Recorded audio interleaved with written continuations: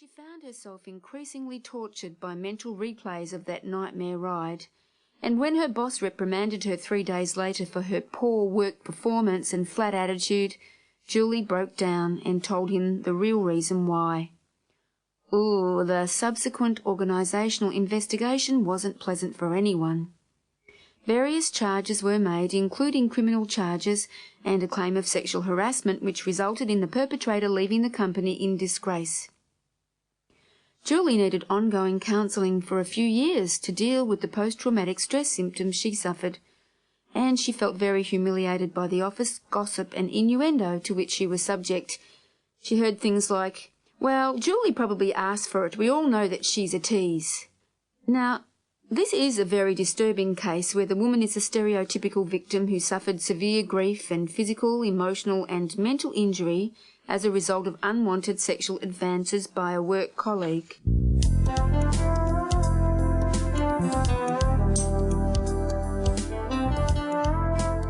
In her book Sexual Harassment of Working Women, Catherine McKinnon outlines the personal impact of sexual harassment.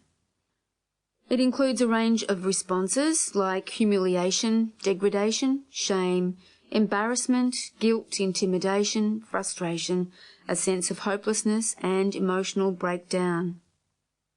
Certainly in the past, the stereotypical victim and perpetrators have both been women and men respectively.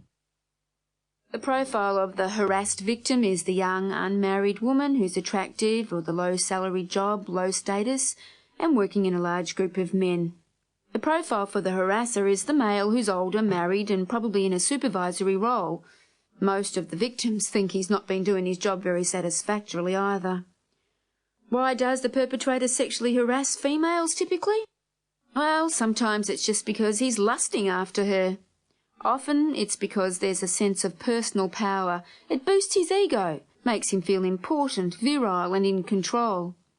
Sometimes it's a social control thing where he puts her back in her place. After all, the woman should be at home. Often when he's in a power position, he has the power to hire her and fire her and maybe up and down her salary and give her favours. So surely he thinks that entitles him to pinch her breast. Now, it's not just the stereotype anymore, though. In more modern times, it's not always the male who's the aggressor. Remember that movie Disclosure with Demi Moore and Michael Douglas?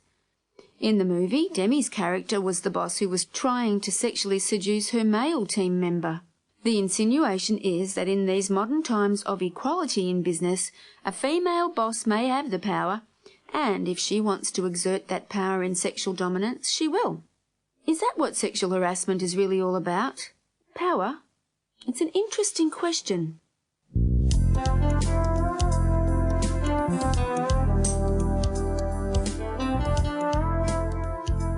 Actually, sometimes it doesn't need to be about a vicious and controlling power game, especially when the woman is the harasser.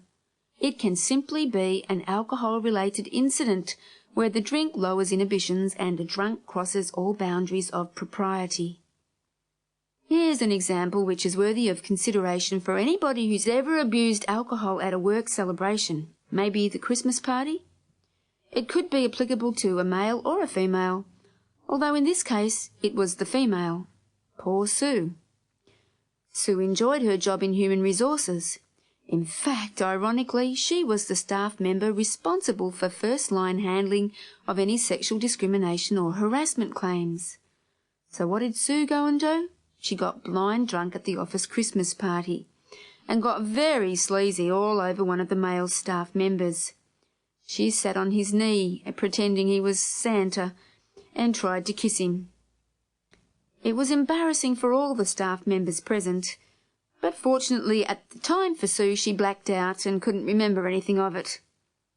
She was reminded harrowingly the following week when she found that the guy had filed a claim of harassment against her. Now, in the subsequent internal investigation at work, the man actually dropped his charges when Sue personally apologised and promised to leave him alone in the future and seek counselling. The victim didn't suffer much at all in this case. He was just annoyed that he'd been embarrassed and had his night wrecked at the Christmas party. The perpetrator actually became the real victim in